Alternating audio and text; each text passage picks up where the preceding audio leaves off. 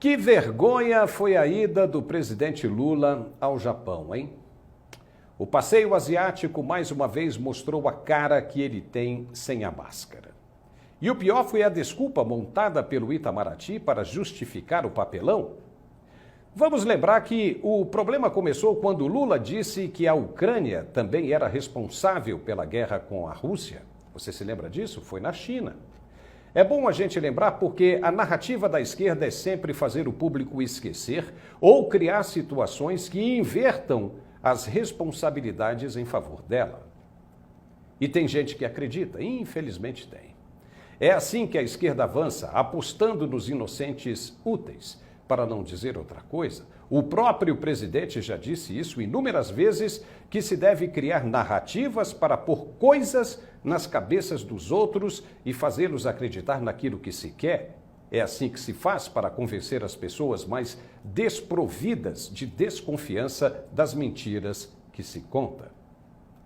O presidente da Ucrânia vem caçando, literalmente, o brasileiro desde que ele falou besteira na China e nos Emirados Árabes. Zelensky quer olhar diretamente no olho de Lula e ouvir dele qual a mágica, qual o plano mirabolante para se chegar à paz na região de conflito sem ter de abrir mão das próprias terras. Volodymyr Zelensky convidou Lula para conhecer a situação de perto na Ucrânia invadida, para evitar que o brasileiro saia por aí falando bobagens, achando que essa questão específica se resolve numa conversa de mesa de bar, com 2 cervejinhas, como Lula falou. O convite foi feito e Lula não teve a coragem de aparecer, chegando ao disparate de mandar um reles assessor, Celso Amorim, para resolver a coisa por lá. Amorim não passou mais que um dia no local e não apresentou absolutamente nada ao ucraniano, nem mesmo deu sinais do que se passa na cabeça das lideranças brasileiras sobre o assunto. Foi então que Zelensky disse que queria falar com o presidente brasileiro a sós, para ouvir dele qual a verdadeira posição do Brasil em relação ao conflito. Por isso, para falar com Lula, ele foi até Hiroshima, no Japão. Mas Lula literalmente fugiu do ucraniano e nem sequer olhou na cara dele quando estiveram frente a frente na reunião do G7. Na primeira oportunidade, Lula fingiu estar interessado mais em rabiscar em uma folha em branco do que olhar diretamente para frente e cumprimentar o ucraniano. Não houve cumprimento, você acredita nisso? Um presidente que dizia que a paz era mais importante do que tudo, sequer olhou para Zelensky e procurou dificultar ao máximo o encontro entre os dois. Veja, preferiu conversar com o representante da Índia ao ter de marcar 1 hora com o presidente ucraniano. Como ele quer o Nobel da Paz desse jeito? Não tem como. Não era de maneira alguma para Lula ter deixado o Japão sem falar com Volodymyr Zelensky. Que ele cancelasse toda a sua agenda, que deixasse de conversar com quem quer que fosse e atendesse o presidente ucraniano. Afinal, foi ele mesmo, Lula, quem quis se meter nessa história, achando que era uma brincadeirinha de jardim de infância. E agora foge da raia? O Itamaraty disse que o presidente Zelensky foi quem não apareceu. Mentiu, pois Zelensky estava lá e a todo momento esperando pela oportunidade de conversar. Lula, espertamente, marcou um encontro na hora em que tinha uma outra agenda no mesmo horário. Que absurdo! E o que ele deveria ter feito de fato? Muito simples, ter acertado com o cerimonial do presidente ucraniano e cancelado toda e qualquer agenda para aquele horário específico e, se possível, ter ido até atrás de Zelensky e mostrado com provas que estava interessado no encontro. Mas o que Lula viu foi que, para aqueles lados de lá, não tem gente boba, como no Brasil, que acredita facilmente nas lorotas que ele conta. Ninguém nesse nível internacional cai nas conversas dele. Lula deve uma resposta aos ucranianos pelas bobagens que falou sobre o assunto. Agora ele viu que, do jeito que acha, não vai conseguir chegar a paz nenhuma no leste europeu. Os ucranianos querem que os russos saiam da casa deles, que foi invadida brutalmente e sem provocação. Mas o governo brasileiro quer que os ucranianos aceitem os russos para acabar de vez com a guerra e ver depois como fica.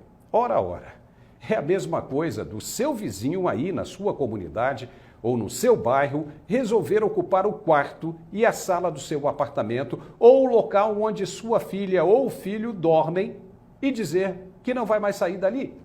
Você vai aceitar a presença dele, um completo estranho dentro do seu lar que foi invadido? Ou você vai brigar até o fim para que ele saia de sua casa? Pois é. Se quiser alcançar a paz na região, os russos devem primeiro se retirar da Ucrânia. Ponto. Simples assim. Depois se vê como fica. Aí sim, não do jeito que o presidente Lula quer. Fica parecendo mesmo que ele está apoiando a Rússia, como já deixou claro que estava. A repórter do jornal New York Times disse em seu artigo no domingo que os presidentes Lula, assim como Narendra Modi da Índia, são aliados da Rússia. De acordo com a repórter, Zelensky foi até o G7 exclusivamente, mas com o objetivo de encontrar o presidente brasileiro e não deu certo. Mas como assim?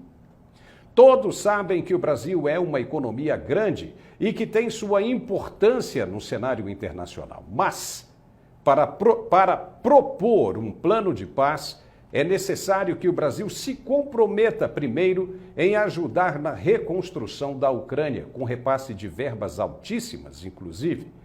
O Brasil tem dinheiro para ajudar na reconstrução da Ucrânia? O que o país tem para oferecer nesse caso? Apenas conversa, que todo mundo tem, que deve acabar com a guerra, que deve haver paz e blá, blá, blá, blá, blá, blá e mais blá, blá, blá? É isso?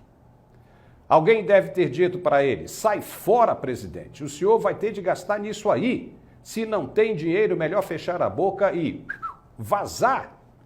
Acho que é isso que está acontecendo agora. Lula caiu na real. Nessa segunda-feira, Volodymyr Zelensky agradeceu aos países que o receberam no Japão, um a um, mas não mencionou o Brasil. E no final, mostrou o único caminho para se chegar à paz. Veja. Свідчує нашу позицію, захист гарантій безпеки, повернення усіх наших територій, усіх наших людей, справедливість, реалізація нашої формули миру. В кожному суттєвому для України пункту маємо розуміння зі світової більшості і разом будемо збільшувати український потенціал. Цієї суботи День науки в Україні, і ще більше ми даємо Україні можливості, то більше ми даємо і усім, хто працює у цій шляхетній сфері. Я вітаю всіх наших науковців. Сьогодні, в неділю, тут, в Хіросімі, Україна була дійсно почесним учасником роботи Великої Сімки. Українська тематика центральна, шана до всіх українців, особливо дякую Сімці. Vamos ver se o governo brasileiro aprende com isso e se volta mais para a resolução dos problemas internos, que até hoje ainda não conhece um plano de governo efetivo dos atuais mandatários do país. Com relação ao BRICS, mesmo com a presença de Joe Biden no encontro do G7, o presidente brasileiro voltou a derrapar na diplomacia e atacou a moeda americana para as negociações internacionais. Veja o que ele disse. Não é possível você ficar dependendo do dólar para fazer comércio exterior. Não é possível ficar dependendo de uma moeda que você não produz. Só tem um país que produz dólar, que é os Estados Unidos.